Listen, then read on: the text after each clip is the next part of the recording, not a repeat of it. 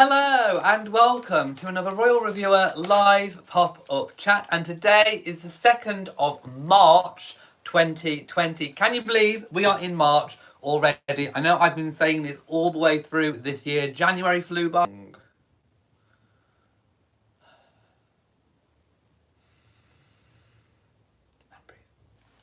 Right, as I was saying, spring is here in the chat room. As I said before, this is a live stream. So, there we go. I'm just trying to find it because apparently my screen isn't showing me as being live. So I don't know if there's any trouble at the moment with it. Let's just carry on. Right, Bev M, I can see that you're in the chat room. Hello to you. Right, I'm just going to carry on because obviously this is live. Sometimes there are connection issues with the internet and Wi-Fi and all the rest of it. So hopefully I am live streaming okay to you now. We now have 49 people joining, so I do believe notifications are getting out. There we go. If I'm freezing, it's probably the internet connection or something like that. So nothing much I can do my end from where I am sat here. Right, hello to everyone who is appearing.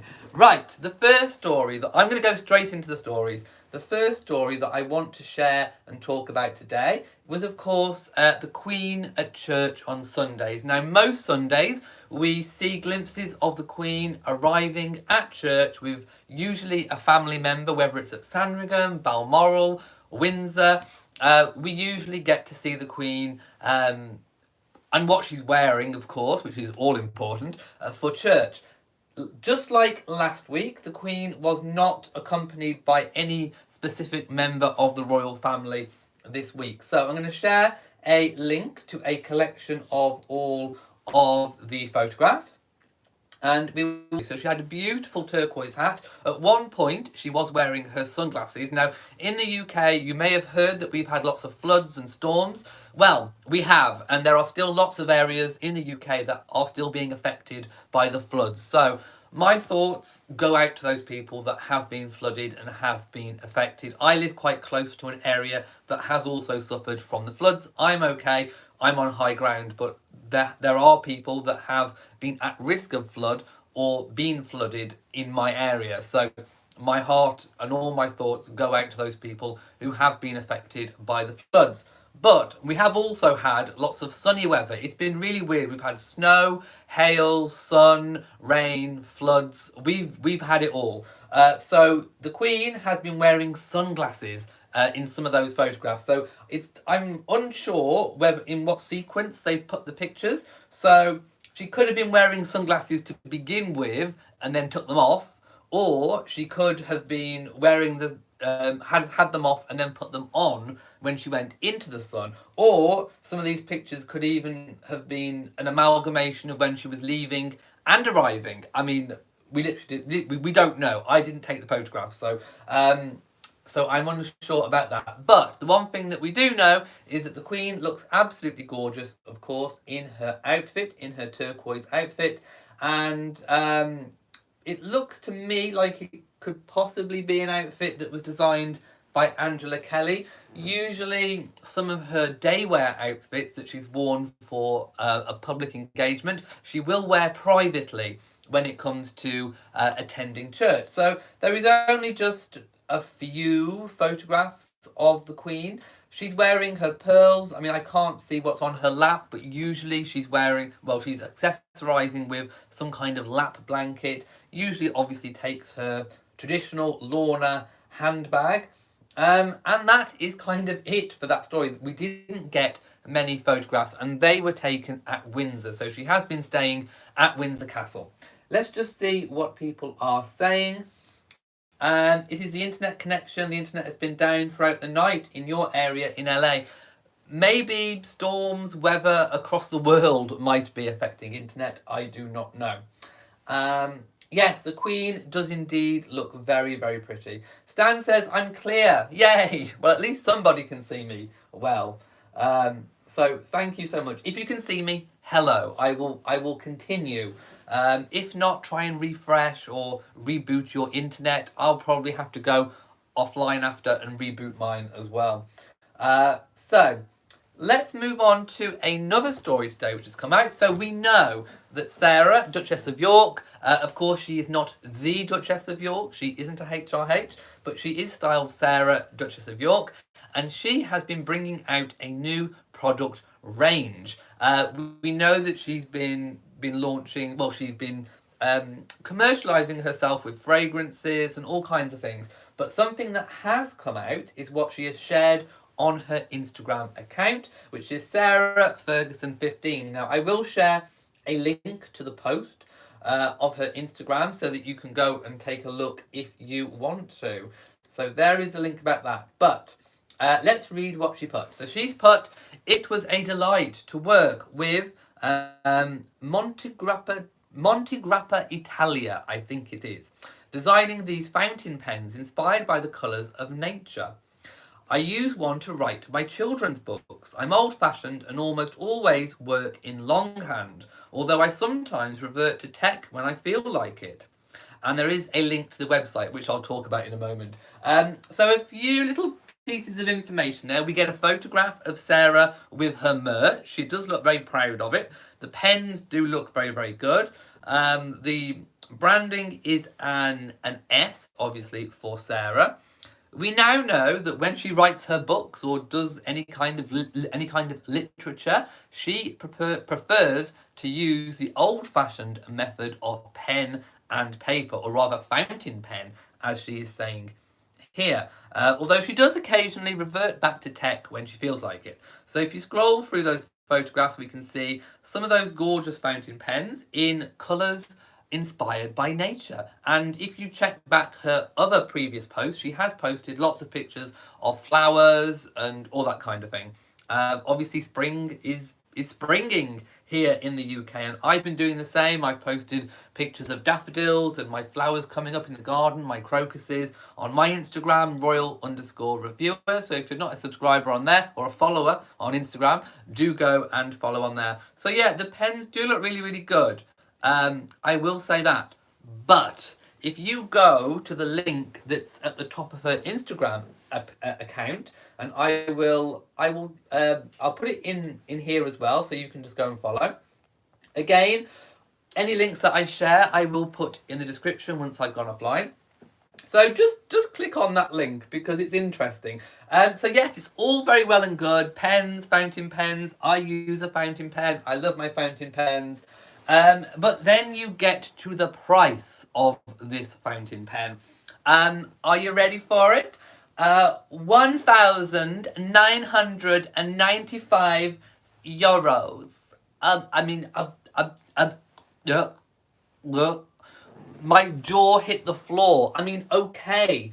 So it is, the trim is sterling silver.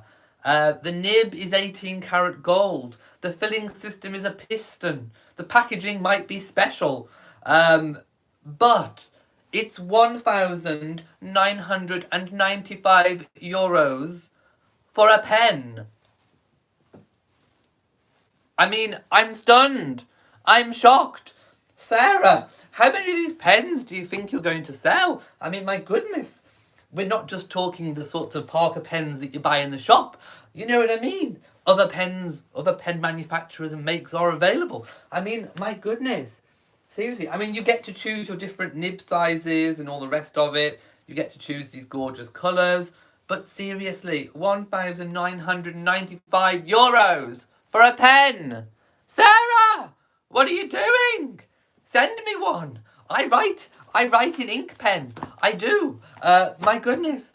Oh, right, I want to see what people are saying. I was flabbergasted. I was absolutely 100% flabbergasted.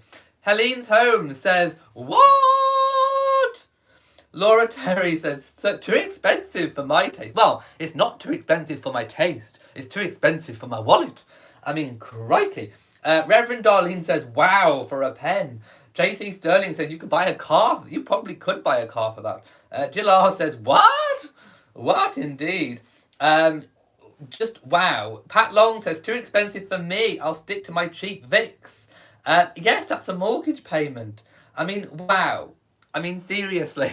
That is just an awful lot of money. So, I can't wait to see what other products Sarah Ferguson will be trying to sell us that we can't afford. So stay tuned, subscribe to the channel, and I will update you whenever we know any new expensive Sarah Ferguson products that we can't afford to buy. I know we'll all really enjoy taking a look at something that we can't afford to buy. So make sure you stay subscribed, because I will pop up and notify you. Right, my goodness. Right, now I'm going to calm down. I'm calm. Oh my god. Oh, where's my lacy fan?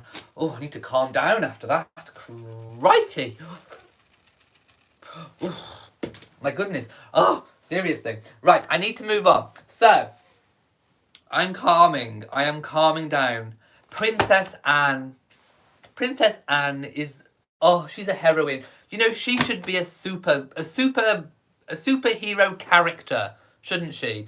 The amazing, the marvellous Princess Anne. You can imagine her in like a Wonder Woman type costume with a little skirt and her hair in its usual style with a tiara in it. And then it's Anne power, and then she rips open her jacket and reveals her cape, and it's Super Anne. Yes, Super Anne to the rescue. She is just absolutely amazing. She has taken the London Underground. So with the no nonsense, no fuss, Princess Anne just hopped on the London Tube. And also, you know, it's kind of like a subway if you're in America, not the sandwich. But yeah, the London Underground, the tube as we call it, is an incredibly effective way of getting around London. But it probably isn't classed as being the safest form of transportation. If you consider that you are packed in really, really closely to people who you don't know are going to be there. Which is fine, perfectly fine for us mere mortals. But when you are a royal, when you are Princess Anne, you know, safety is of paramount importance. But safety and caution to the wind, Princess Anne thought, well, why should I take an expensive, you know, car ride or a helicopter or something to my engagements in London for London Fashion Week when I can just take a 15-minute tube. So on the tube she hops. Now we don't have any photographs, I'm afraid, of this. No one knew she was coming. It wasn't announced. It was a spare of the moment sort of thing. She hopped on. She had security. She had her close protection officers with her, so she was safe. She had her officers there. But on she went. And 15 minutes later, she arrived at her engagement for London Fashion Week, where she presented the Queen Elizabeth II Award for Best British Design in Fashion. So if you cast your mind back, remember when that was launched, when we saw Her Majesty the Queen sat next to Anna Wintour. Yes, the Anna Wintour of Vogue fame. Yeah, you know the one with the fringe and the glasses. Yes, the Queen with Anna Wintour. But Princess Anne was presenting it this year. So she went to that engagement, then she went on to another engagement as well. So she killed two birds with one stone, as we say. Don't kill birds, I should just point that out as well. Maybe not quite risk averse. I mean, you know, anything potentially could have happened, but she did have her officers with her. She made no nonsense, she made no fuss, on she hopped, and there we go. She was spotted by a Transport for London staff member who said that nobody hardly noticed her getting on and off. I mean, what would you do if you were on a tube, if you were on a train, and suddenly there was Princess Anne? I mean, what would you do? I mean, I don't know. Would you ask Princess Anne for a selfie? I don't know. I mean, what would you do? I'm flabbergasted. I really am. Catherine says, how wonderful for Anne. Too much. And Leslie said, Princess Anne is just wonderful. Kizzy says, go Princess Anne. Oh, Kizzy, make sure you watch this week's vlog. I opened something, so thank you. Jean K says, can't believe there are no pictures. Where are the paps or people with camera phones? Well, you don't know what she was wearing at the time. I don't know. She may have been wearing a blonde wig, for all I know. I don't know. I didn't see her. Leslie Jones says, "Well, take a look at what Gwyneth Paltrow sells through Goop." Goop? Do I really want to go to something called Goop? It as a thing and has nothing to do with the actual item and not going to. Oh, I'll have to take a look and see what Goop is. Becky says, "Can you imagine her ripping her blouse open to reveal her cape? Just think of that. She is so proper." Oh, by the way, I've nearly finished watching The Crown because I've been watching it with family. It's taken me a long time to be able to watch it. So I watched the episode, the second to last episode with Princess Anne. I think the actress playing Princess Anne is portraying her amazing. The young Princess Anne is just absolutely incredible in in The Crown. I love the Camilla as well. I think the Camilla is really good. So I'm really enjoying the introduction of Camilla, and of course in the next series we will have Diana, and I've seen the photographs of the lady playing Diana or cast as Diana, and she looks so good. Oh, she just looks. She just invokes that whole flavor of Diana. It's going to be amazing. It really will. Dawn says, "I can picture that Super Anne outfit." Oh, yeah, with a big A. A big A. No, yeah, a big A down the front on the chest. An A for Super Anne. Yes, that would be amazing. Christine says, "Wow, Princess Anne." Laura says, "I watched The Crown on my Netflix thanks to your niece." Well done, your niece. But yeah, okay, so that's the news about Princess Anne on the train. Now, I thought, before I go, this is not going to be a very long video today, but I wanted to kind of whiz through as many things as possible. We do have some upcoming diary dates.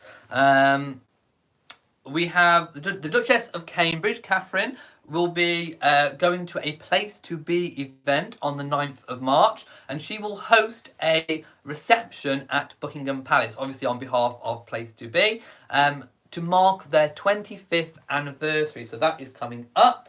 Let me just tell you what's happening tomorrow. So the Duke and Duchess of Cambridge will begin their 3-day visit to Ireland, and they kick off in Dublin. So if you watched one of my videos, one of my live chats a little while ago now, I brought to you what we knew at the time about the engagements. We still don't know particularly too much more about their schedule once there, but we do know that they will be in Dublin tomorrow, March the 3rd. Princess Anne, Super Anne, will be out at the worldwide graduation ceremony at the Barbican Centre, London, in her role as patron of the Animal Health Trust. So there we will see Princess Anne. The 4th of March, the Prince of Wales and the Duchess of Cornwall will travel in a new electric double-decker bus to the London Transport Museum. That will be absolutely amazing to see. Also on the same day, the Duke and Duchess of Cambridge are continuing their tour. They will be in County Meath for the 2nd day of their Irish visit. Also on the same day, the Earl of Wessex is going to undertake engagement as his role as the trustee of the Duke of Edinburgh's award. So that's going to be very good, obviously continuing the work of his father. The Princess Royal, Princess Anne, will visit the 4th Warden of the Fishmongers' Company and will attend a livery civic dinner at Fishmongers' Hall in London. So there we have a few interesting upcoming engagements to see.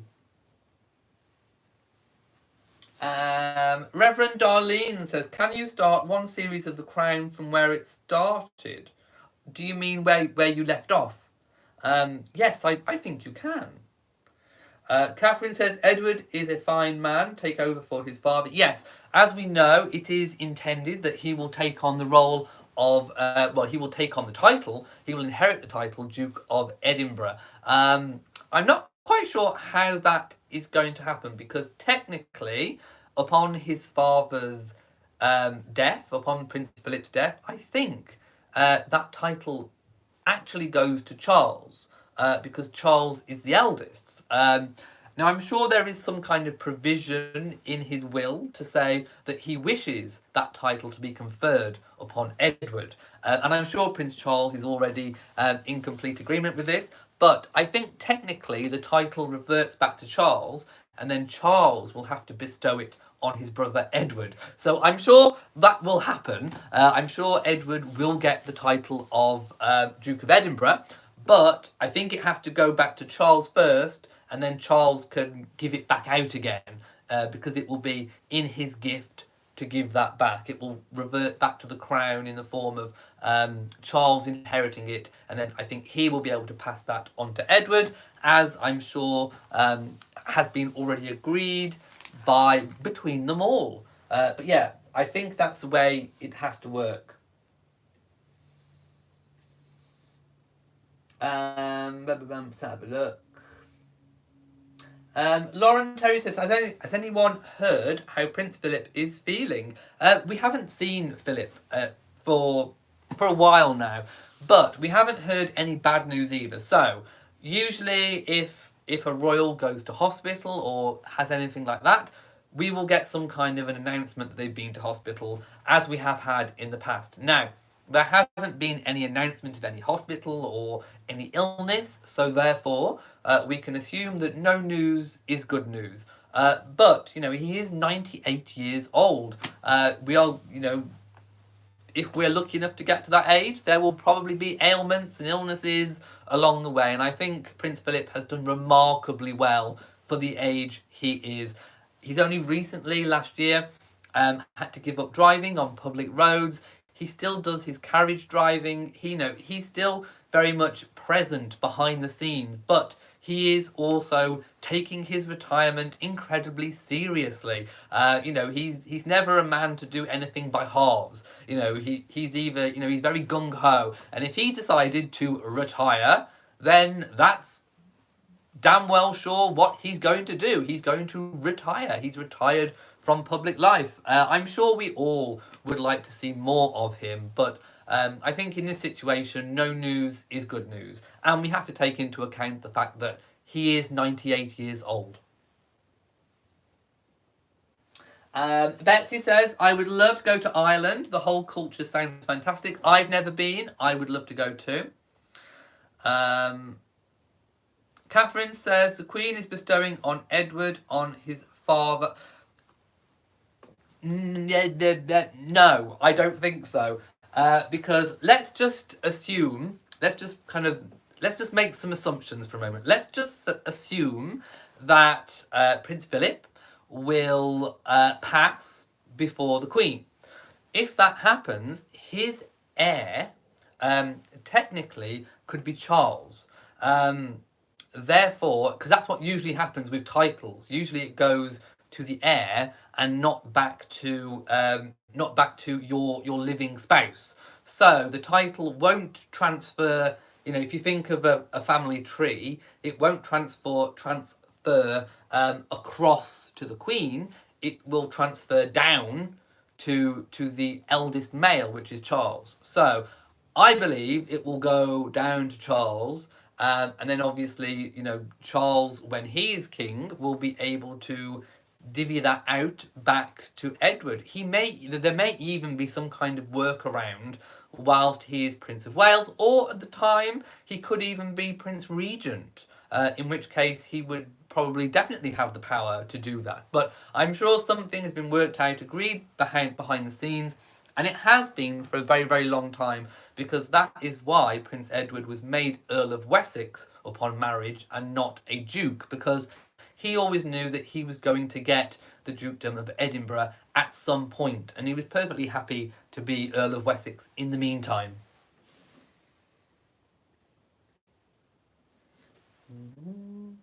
Jean K says, I thought the Queen already designated the title to Edward. No, it's not vacant. You can't designate something if it's not been if it's not his. The title is still very much Philip's, and it will remain Philip's until the time that he passes.